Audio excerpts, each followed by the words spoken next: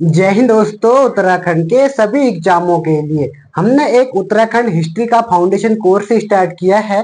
इसमें हम आपको स्टार्टिंग से क्लासेस देते आ रहे हैं।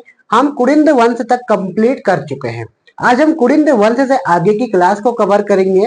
कैसे यहाँ पर योद्धे आते हैं, कैसे यहाँ पर शक और कुषाण की एंट्री होती है, उसके बारे में हम देखते हैं। ठीक है, तो स्टार्ट करते हैं हम कुड़िंद वंश के बाद के जो राजा या फिर काल आया। ठीक है, तो सबसे पहला आया था यहाँ पर शक और कुषाण। शक और कुषाण के बारे में हम देखेंगे कौन कौन यहाँ पर उत्तराखंड में एंटर करते हैं या प्रवेश करते हैं। नंबर एक आते हैं शक। ठीक है, उसके बाद आते हैं कुषाण। शक कुषाण, ठीक है, फिर आते हैं योद्धे। उसके बाद आते हैं युगसैल, जो कालसी एरिया में जो राज करते थे, वहां के राजा युगसैल या फिर कालसी एरिया में। गोत्री वंश भी इसको हम कहते हैं, कालसी। और उसके बाद आता है पांचवा, ये है क्लूत वंश। क्लूत वंश, ये कुछ वंशावली है जिसको हम पढ़ना यहाँ पे स्टार्ट करते हैं। ठीक है, तो सबसे पहले हम बात करेंगे शकों की। जैसे उत्तराखंड में कुड़िंद वंश में जो सबसे मेल जो राजा था कुड़िंद वंश का, वो कौन था? अमोघभूति था। जब अमोघभूति अपनी गद्दी से उतरता है, यानी कि उसका शासनकाल समाप्त होता है, उसके उत्तराधिकारी वहां पर क्या करने आते हैं? राज करने आते हैं। लेकिन उसके उत्तराधिकारी उतने पावरफुल नहीं थे या फिर उतने काबिल नहीं थे कि अपना शासन अच्छे से चला सकते थे। धीरे धीरे करके शक और कुषाण उत्तराखंड में एंट्री मारते हैं और जो उत्तराखंड का तराई और भाबर का एरिया है, वहां पर ये लोग कब्जा कर लेते हैं। जब शक स्टार्टिंग में यहाँ आते हैं तो शक और कुषाण क्या करते हैं? उत्तराखंड में जो कुषाणों को क्या होता, कुड़िंद वंश को भगा देते हैं और जो कुड़िंद वंश है वो पर्वतीय एरिया में चले जाते हैं। जैसे कि चमोली के कुछ एरिया में, पहाड़ी एरिया में, या फिर पिथौरागढ़ के पहाड़ी एरिया में, यहाँ ये लोग अपना शासन चलाने लगते हैं। और कुड़िंद सॉरी शक और कुषाण क्या करने लगते हैं? यहाँ पर राज करने लगते हैं। ठीक है, ये मेनली इनका उद्देश्य क्या था? ये उत्तराखंड में लूट मार के लिए यहाँ पर ज्यादा आए थे, राज करने का कोई इनका यहाँ पर उद्देश्य नहीं था। ठीक है, ये लोग आए कहाँ से? शक आए थे मध्य एशिया से। तो सबसे पहले इसमें आते हैं ISP के, याद करो ISP के, ये इंडियन हिस्ट्री के हिसाब से आपको याद करना चाहिए। ठीक है, तो सबसे पहले आते हैं इंडो ग्रीक यानी कि हिंद यूनानी आते हैं। उसके बाद आते हैं शक, शक आते हैं। शक के बाद आते हैं पहलव, पहलव के बाद आते हैं कुषाण।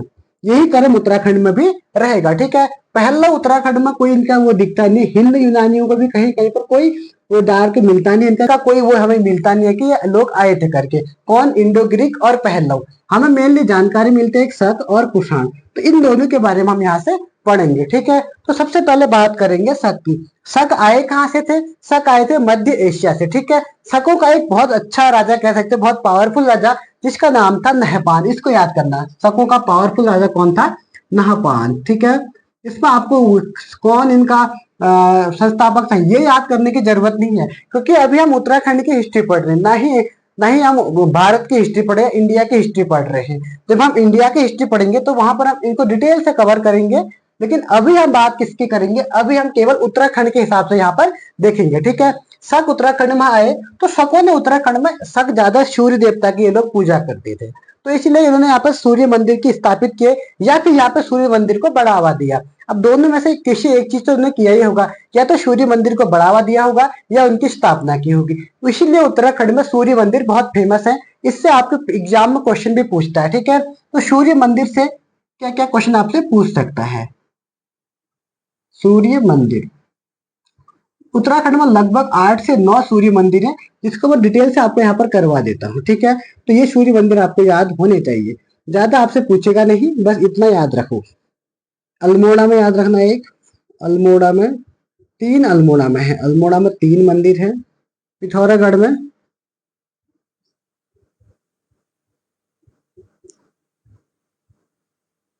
3 पिथौरागढ़ में देखने को मिलेंगे, 3 आपको चंपावत में दिखेंगे, एक आपको टिहरी में दिखेगा, एक आपको उत्तरकाशी में दिखेगा, और एक आपको दिखेगा चमोली में।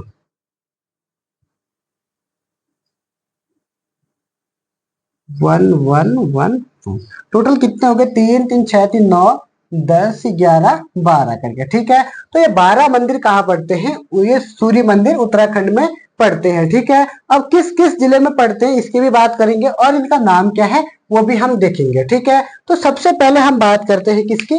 अल्मोड़ा में सूर्य मंदिर की, ठीक है। तो अल्मोड़ा में 3 सूर्य मंदिर हैं। एक है कटारमल का, और एक है आपका गुणादित्य या फिर कापली खान कहते हैं, और एक पुभाऊ या जैती का सूर्य मंदिर, ठीक है। तो 3 अल्मोड़ा यहाँ पर लिखता हूं अल्मोड़ा के। अल्मोड़ा के 3 सूर्य मंदिर कौन कौन थे? नंबर 1 था यहाँ पर कटारमल सूर्य मंदिर, ये बहुत इंपॉर्टेंट है, इसको आपको याद रखना, ठीक है। कटारमल। नंबर 2 है गुणादित्य या फिर आदित्य मंदिर भी बोलते हैं इसको, गुणादित्य या फिर काबली खान लिखा गया, ठीक है। तो काबली खान के एरिया में पड़ता है तो उसी को हम काबली खान या गुणादित्य भी कहते हैं, काबली खान। उसके बाद फिर है तीसरे नंबर का, ये है पुभाऊ। पुभाऊ में पड़ता है, पुभाऊ या जैती में कहते हैं, ठीक है। उस एरिया में पड़ता है। तो अल्मोड़ा में कितने हो गए? 3 हो गए, ठीक है। तो आपको याद करने होंगे कटारमल, गुणादित्य या काबली खान का सूर्य मंदिर, पुभाऊ या जैती का मंदिर। अल्मोड़ा को हम कवर कर चुके हैं, ठीक है। अब बात किसकी करेंगे? अब बात करेंगे पिथौरागढ़ में कौन कौन से सूर्य मंदिर है, ठीक है। अब पिथौरागढ़ में कौन कौन से पड़ेंगे, थोड़ा इसको मिटाना होगा। अभी इसको मिटा देता हूँ, बाद में लिखूंगा, ठीक है।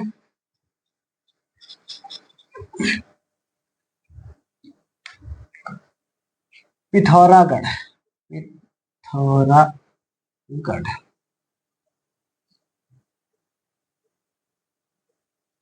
अल्मोड़ा के याद हो गए होंगे। पिथौरागढ़ का एक तो मड का सूर्य मंदिर, सबसे पहले है मड का सूर्य मंदिर।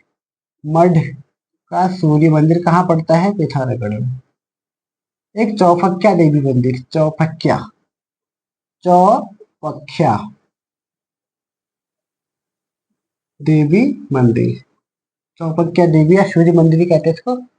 और उसके बाद फिर है एक होता है देवथल मंदिर, देवलथल या देवथल होता है, देवथल मंदिर, ये भी सूर्य के मंदिर है। तो ये 3 मंदिर आपको यहाँ पे याद कर लेंगे, मड का सूर्य मंदिर, चौपक्या देवी मंदिर, देवथल का मंदिर, ठीक है। तो 3 और 3 6 मंदिर आपको याद होने चाहिए। अल्मोड़ा में कटारमल और कौन सा है? जैती, कुभाऊ, और एक है गुणादित्य आदित्य मंदिर, ठीक है। तो इन 3 और 3 6 मंदिर यहाँ पर हो गए हैं। उसके बाद फिर क्या है? अब बात करेंगे चंपावत की।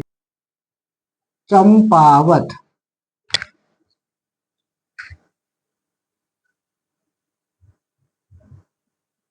अब चंपावत के मंदिर है कौन कौन से पड़ते हैं? 2 3 मंदिर चंपावत में भी पड़ते हैं, यहाँ पर मैंने लिखा गया है, ठीक है।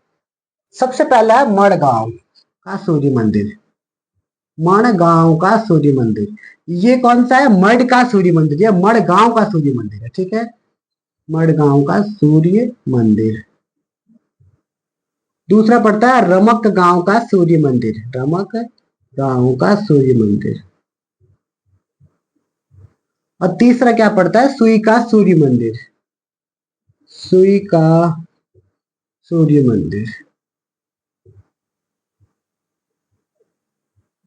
कोई कितने मंदिर हो गए? 3 3 6 3 9 हो गए। तो अल्मोड़ा में कौन कौन से पड़ते हैं? कटारमल का सूर्य मंदिर, सबसे इंपॉर्टेंट कटारमल का सूर्य मंदिर है, ठीक है। तो बहुत बार प्रश्न पूछा गया, क्या पता अब ऐसे भी आपसे पूछ सकता है। उसके बाद है गुणादित्य या फिर कापली खान का सूर्य मंदिर, और उसके बाद फिर पड़ता है आपको जैती या फिर कुभाऊ का सूर्य मंदिर। फिर बात करेंगे पिथौरागढ़ की। पिथौरागढ़ का है चौपक्या या फिर चौमू देवता का कहते हैं इसको, चौपक्या या फिर चौमू देवता का मंदिर, ठीक है। देवता होगा, देवी लिख दिया है। और फिर मड का सूर्य मंदिर, देवल थल का सूर्य मंदिर, 3 3 6 हो गए। फिर चंपावत में जाएंगे तो सबसे पहले इसमें पड़ रहा है मड़ गांव का सूर्य मंदिर, रमक गांव का सूर्य मंदिर और सुई का सूर्य मंदिर। ये 9 मंदिर हमें याद हो चुके हैं। अब 3 और बच्चे, टिहरी, उत्तरकाशी और चमोली, इसकी भी हम बात करेंगे। उत्तरकाशी में पड़ता है मंजियाली का सूर्य मंदिर, मंजियाली। टिहरी में पड़ता है पलेठी का सूर्य मंदिर, पलेठी। ये कहाँ पड़ता है? हिंडोल खाल में, इसको याद रखना, हिंडोल खाल में, हिंडोल खाल। और चौथा कौन सा है? चमोली में। चमोली में कौन सा पड़ता है? कुलसारी का सूर्य मंदिर, कुलसारी का सूर्य मंदिर, ठीक है। तो ये टोटल हो गए 12 मंदिर। इन 12 मंदिरों को आपको याद करना होगा, ठीक है। तो सबसे पहले हमने बात करी अल्मोड़ा की। अल्मोड़ा में 3 मंदिर हैं, एक है कटारमल, एक है गुणादित्य या कापली खान का, एक है कुभाऊ या जैती का। 3 मंदिर ये पड़ते हैं। उसके बाद आता है पिथौरागढ़। पिथौरागढ़ में मडका सूर्य मंदिर, चौबटिया देवी या फिर चौमू देवता का जो मंदिर है, और उसके बाद देवलथल या देवथल इसको हम कहेंगे, ठीक है। फिर चंपावत में मढ़ गांव का सूर्य मंदिर, उसके बाद है रमक गांव का सूर्य मंदिर, और फिर है सुई का सूर्य मंदिर। फिर बात करेंगे टिहरी में। टिहरी में पड़ता है पलेठी का सूर्य मंदिर जो हिंडोल खाल में स्थित है। उत्तरकाशी में मजियाली देवी का सूर्य मंदिर है, और चमोली में है कुलसारी सूर्य मंदिर। तो यानी कि टोटल 12 मंदिर है, जिस पर इस सूर्य मंदिर को इसलिए पढ़ा रहे हैं क्योंकि जो शक लोग थे वो सूर्य देव का देवता की क्या करते थे, पूजा करते थे। तो इसलिए देखा गया है कि जो शकों का जो प्रभुत्व सूर्य मंदिर से पड़ता है। जो कटारमल सूर्य देवता का मंदिर है, इस पर भी किसका है, सबका प्रभाव देखा गया है। भले ही हमें इसका कोई प्रूफ नहीं मिलता है, लेकिन हाँ कहते हैं कि जो शक लोग थे, शक लोग जो थे वो सूर्य मंदिर की पूजा करते थे, इसलिए हम इसको शक से ही हमें प्रेरणा मिली कि यहाँ पर सूर्य मंदिर बनाया जाए करके, ठीक है। तो इतना हम समझ चुके हैं, तो मंदिरों को हम पढ़ चुके हैं। एक बार पहले से जो मैंने लिखा था उसको रिवीजन कर लेता हूँ, आप एक बार इसका स्क्रीनशॉट ले लीजिए, ठीक है। अगर आप स्क्रीनशॉट ना भी लो तो भी चल जाएगा, क्योंकि इसके हम क्या करेंगे, आपको नोट्स भी प्रोवाइड करवा देंगे, ठीक है। 2-3 दिन से नोट्स दी दी है मैंने, तो इसलिए अब मैं आपको नोट्स से जल्दी 2-3 क्लास की नोट्स से जल्दी प्रोवाइड करवा दूंगा, ठीक है। तो ये मंदिर आपने देख लिए हैं, कहाँ कहाँ मंदिर आपको पढ़ते हैं करके, तो ध्यान से आप इस क्लास को देखिए, ठीक है। एक बार अपना कॉपी पेन उठाइए, सारे मंदिरों को लिखिए, कहाँ कहाँ पढ़ते हैं उसके बारे में लिखिए। तो हम शक और कुषाण को पढ़ रहे थे। शकों के बारे में लगभग हम पूरी डिटेल से कवर कर चुके हैं। अब शकों के इसमें ज्यादा हमें पढ़ना है नहीं, क्योंकि शक हमें पढ़ता है, वैसे इंडियन हिस्ट्री में हमें शकों की पढ़ने की जरूरत होती है ज्यादा। इसमें मेनली हमें क्या पढ़ना है, जो हल्का फुल्का उत्तराखंड में इनके जो अवशेष मिलते हैं उसके चक्कर में हमें देखना पड़ता है, ठीक है। तो अब हम बात करेंगे किसकी। सबसे पहले कौन आए थे, यहाँ पर आए थे नंबर 1 शक। शक के बाद कौन आए थे, कुषाण। कुषाण के बाद कौन आए थे, यौधेय। योधे। उसके बाद कौन आए थे यहाँ पर, युगसैल। युगसैल या फिर इनको कहते हैं कालसी। कालसी लाखा मंडल एरिया में जो राज करते थे उनको बोलते, ठीक है। उसके बाद 5वें नंबर पे आता है, कौन सा था, कुलूत वंश। कुलूत वंश। तो हम शक के बारे में लगभग पूरी डिटेल से पढ़ चुके हैं। ज्यादा डिटेल आपको पढ़नी होगी तो आप लोग इंडियन हिस्ट्री में जाकर पढ़ सकते हैं इसको, ठीक है। तो शक का जो मेन राजा था वो कौन था, नहपान था। मेन राजा कौन था इनका, नहपान था। ये कौन था, नहपान। नहपान याद करना, तो ये आया था कहाँ, भारत में, ठीक है। नहपान याद रखना है। अब बात करते हैं कुषाण वंश की। कुषाण वंश में जो मेन राजा था, जो सबसे प्रतापी राजा था, वो था कनिष्क। कौन था, कनिष्क। कनिष्क, ठीक है। तो हम थोड़ा बहुत यहाँ पर पढ़ते हैं कुषाण के बारे में, ज्यादा नहीं पढ़ना, बस थोड़ा बहुत देखना है कि इनका एक प्रतापी राजा के बारे में, और ये कब आए थे। ये इसको याद रखना, पहली सदी से, प्रथम सदी से लेकर तीसरी सदी के बीच में ये सब आए थे, ठीक है। तीसरी सदी, ये आपको याद होना चाहिए। पहली सदी से लेकर तीसरी सदी तक आए थे ये सारे राजा, जितने मैं आपको पढ़ा रहा हूँ। कुषाण वंश का प्रतापी राजा था वो था कनिष्क था, ठीक है। इसके बाद हम बात करेंगे, अब कुषाण वंश में क्या था। कुषाण वंश भी ऐसे ही जैसे शक आए थे वैसे ही सेम तरीके से कौन आए थे, कुषाण आए थे, ठीक है। जैसे शक और कुषाण यहाँ पर आए, जब शकों की शक्ति कम हुई तब कुरिंद वंश भी एक साइड से चलते आ रहा था। ये हमारे उत्तराखंड का मैप है, यहाँ पर इस साइड। तो इस एरिया में पूरा किसका शासक था, तराई बाबर का एरिया था। तो यहाँ पर किसका शासक चल रहा था, शक चल रहा था, किसका, शकों का। और यहाँ चल रहा था किसका, यहाँ चला था कुरिंद का। अब इन दोनों के बीच आपस में संघर्ष होते रहने वाला हुआ, यानी कि शकों और कुरिंदों के बीच संघर्ष होते रहता था। लेकिन शक क्या थे, पावरफुल थे, तो इसलिए शक क्या करते थे, कुरिंदों को हरा देते थे। लेकिन धीरे धीरे करके शकों की शक्ति भी क्या हुई, कमजोर हुई। फिर कुरिंदों ने शकों पर क्या कर दिया, आक्रमण कर दिया और अपनी सत्ता कहाँ स्थापित कर ली, यहाँ पर। तो कुछ टाइम के लिए फिर कुरिंद वंश फिर वापस कहाँ आ गए थे, यहाँ पहुंच गए थे, ठीक है। तो कुरिंद वंश फिर कहाँ पहुंच गए थे, इस तराई भाबर के एरिया में। कुछ ही टाइम हुआ था, जैसे ही वो आए फिर यहाँ से आ गए कौन, कुषाण आ गए। सक गए, फिर कौन आ गया, कुषाण आ गए। यहाँ पर आ गए कुषाण। फिर कुषाण ने इस कुड़िंदों को फिर यहाँ से मारा और भगाया, फिर कुड़िंदों को वापस यहीं भेज दिया। ठीक है, तो कुड़िंदों को वापस यहीं भेज दिया गया था। उसके बाद फिर क्या हुआ, जब कुषाण और कुड़िंद के बीच युद्ध हुआ तो कुड़िंद फिर कहां भागे, पर्वतीय एरिया में भाग गए। ठीक है, तो कुषाणों का यहाँ पर क्या हो गया, आधिपत्य साबित हो गया। और कुषाणों ने क्या किया, जो कनिष्क था, कनिष्क और शक, कनिष्क, कुषाण और शकों का भी युद्ध होता है। कुषाणों ने क्या किया था, शकों को हरा दिया था। इसने शकों को भी हराया और कुड़िंद को भी हराया था। ठीक है, तो शकों और कुषाण, कुड़िंदों को हराने वाला राजा कौन था, वो था कुषाण वंश है। अब जरूरी नहीं है कि आपको पुष्पक कनिष्क से यहाँ पर आया होगा करके। ठीक है, उसमें बहुत सारे राजा होते हैं, स्टार्टिंग से लेकर लास्ट तक कोई एक राजा रहा होगा जो यहाँ पर आया होगा। तो बात करेंगे इसके आगे की बात। ठीक है, तो समझ गए होगे, आपको मैप से समझाने की मैं कोशिश कर रहा हूँ। तो कुषाण वंश के बारे में लगभग हम डिटेल समझ चुके हैं। कुषाण वंश का संस्थापक कौन था, वासुदेव कुषाण वंश का संस्थापक था। कुषाण वंश की बहुत सारी मुद्राएं हमें देखने को मिलती हैं उत्तराखंड में, काशीपुर से मिलती है, उधम सिंह नगर से मिलती है, थोड़ा बहुत हमें खटीमा या फिर बनबसा एरिया से भी इनकी हमें मुद्राएं मिलती है। वासुदेव प्रथम की भी हमें एक आध कोई मुद्रा मिलती है, और वासुदेव सेकंड था उसकी भी यहाँ पर मुद्राएं मिलती हैं। कनिष्क की भी यहाँ पर कोई कोई मुद्राएं हमें देखने को मिलती हैं। ठीक है, तो शक और कुषाण लगभग हम कंप्लीट कर चुके हैं। शकों का मेन राजा नहपान, कुषाणों का मेन राजा कनिष्क है। ये दोनों आपको याद होने ही चाहिए। जब शक और कुषाण आपस में ये हुए तो यहाँ पर जो कुड़िंद वंश था, कुड़िंद वंश तो यही रह गया साइड में, और यहाँ पर शासन हो गया कुषाणों का। और धीरे धीरे करके कुषाण, उसके बाद यहाँ कौन राजा आते हैं, फिर आते हैं योद्धे। फिर ऐसे ही कनिष्क की शक्ति भी कमजोर हुई होगी, फिर योद्धे आया होगा। अब हम योद्धे के बारे में देखते हैं। अब बात करेंगे योद्धे वंश की। ठीक है, अब योद्धे वंश का उदय कहाँ से हुआ, उदय हुआ इनका कहाँ से, मध्य हिमालय से। तो उदय का पूछेगा तो इनका उदय हुआ मध्य हिमालय से। ठीक है, किसी राजा के बारे में डिटेल जानकारी हमें नहीं मिलती है इसके, मध्य हिमालय से। उस समय इनका क्या था, तीसरी से चौथी सदी में आए थे, तीसरी से थर्ड से फोर्थ सदी में क्या था, इनका शासनकाल चल रहा था। ठीक है, तो इन्होंने क्या किया, कनिष्क के जो कुषाण वंश के जो शासक थे उनको इन्होंने क्या कर दिया, हरा दिया। और इनका जो चरम काल रहा था वो तीसरी पीढ़ी से लेकर चौथी सदी तक इनका मेन शासनकाल चरम कमल पर कहते हैं इसको, एकदम हाई पीक पर था इनका। ठीक है, तो मध्य हिमालय योद्धे आए, इन्होंने क्या किया, बहुत से इनकी मुद्राएं हमें उत्तराखंड में मिलती है, इनकी शासन की भी जानकारी हमें यहाँ से मिलती है। इसलिए हम कहते हैं कि योद्धे वंश उत्तराखंड में इनका शासन भी यहाँ पर रहा। उस समय इनकी शक्ति इतनी मजबूती, लगा लो इन्होंने कुषाण वंश के जो मेन राजा थे, कुषाण वंश को भी क्या कर दिया था, हरा दिया था। ठीक है, उसके बाद फिर थोड़ा बहुत इसमें आते हैं। जैसे ही फिर ये आते हैं तो इनकी शक्ति धीरे धीरे क्या होने लगती है, कमजोर होने लगती है। योद्धे वंश की जैसी इनकी शक्ति कमजोर होती है, फिर यहाँ पर फिर से कुड़िंद आक्रमण करते हैं। फिर यहाँ से आते हैं कुड़िंद, जहां से फिर यहाँ होते कुड़िंद, फिर कुड़िंद इन पर क्या करते हैं, आक्रमण करते हैं। और इस बार थोड़ा वो लोग क्या हो जाते हैं, सफल हो जाते हैं।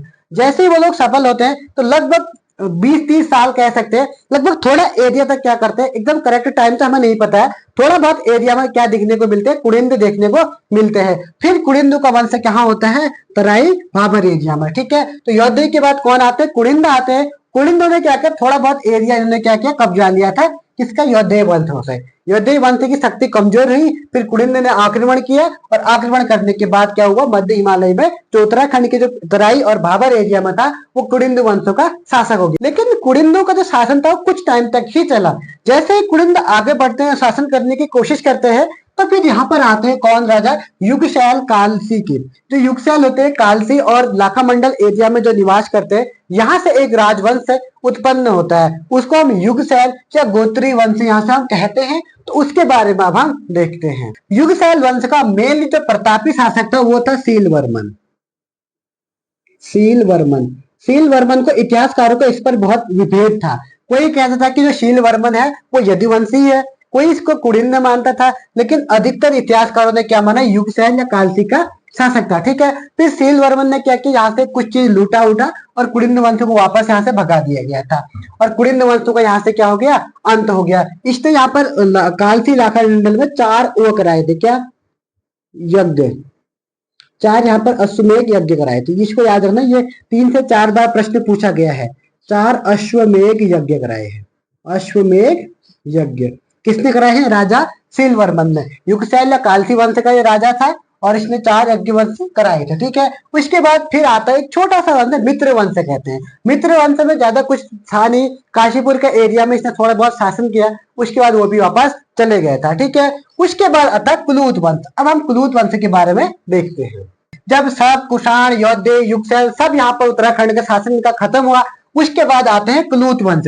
कुलूत वंश मेनली तो हिमाचल, कांगड़ा घाटी, वहां पर इनका शिमला घाटी, वहां पर इनका मेनली शासन चलता था, ठीक है। धीरे धीरे करके ये लोग उत्तराखंड में आते हैं और उत्तराखंड में अपना शासन थोड़ा बहुत करते हैं, ज्यादा कर नहीं पाए, थोड़ा बहुत यहाँ पर ये शासन करते हैं और कुछ टाइम बाद इनकी शक्ति भी वैसे ही क्या हो जाती है, खत्म हो जाती है, ठीक है। तो ये कुलूत वंश भी हम पढ़ चुके हैं। यानी कि जो कुषाण कालीन, सॉरी, यानी कि जो कुड़िंद के बाद जो शक्तियां आती हैं उनके बारे में हम देखते हैं। इसके बाद जो बड़ी शक्ति आती है वो आती है उत्तराखंड में गुप्त वंश।